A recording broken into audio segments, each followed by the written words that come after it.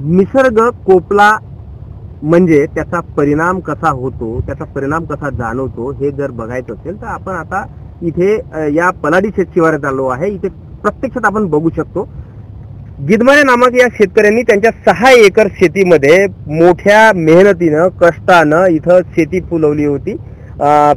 इथे पीक घेतलेलं होतं. काढले असो, गलगले असो, काकडी असो, टरबूज असो, चवडा शेंगाची असो किंवा कोहडा, यासोबतच मिरची आणि झेंडूचं आंतरपीक घेतलेलं होतं. मात्र काल आलेल्या पावसानं अक्षरशः शेती खरडून गेली.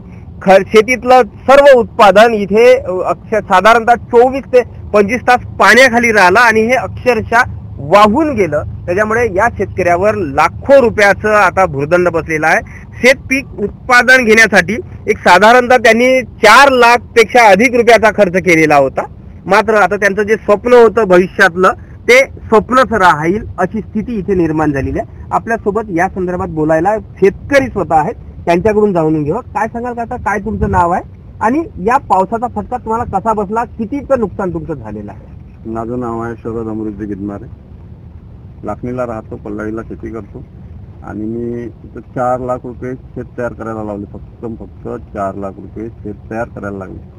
त्याच्यानंतर माझी उमेद होती की कमीत कमी 10 ते 15 लाखाचं उत्पन्न निघेल. पण ह्या पावसामुळं, अतिवृष्टी आल्यामुळं माझं शेतच अर्ध कोरडून गेलेलं आहे आणि जे शेत उभं आहे, चवरा, काकडी, कारला, गलगले, याच्यामध्ये पाणी 24 तास असल्यामुळे ते पिवळे पडायला बळी पडत आहेत. काय याचं नुकसानीचं कोणी पंचनामे केलेले आहेत का? कोणाला तुम्ही कळवलं आहे का? आतापर्यंत मी पटवाडी आणि कृषी अधिकारी यांना सांगितलं, पण अजून कोणीच आले नाही आणि कोणीच पंचनामा केले नाही. निश्चितच लाखो रुपयाचं शेत अगदी डोळ्यासमोर त्यांचं खरडून गेलं या मुसळधार पावसाने.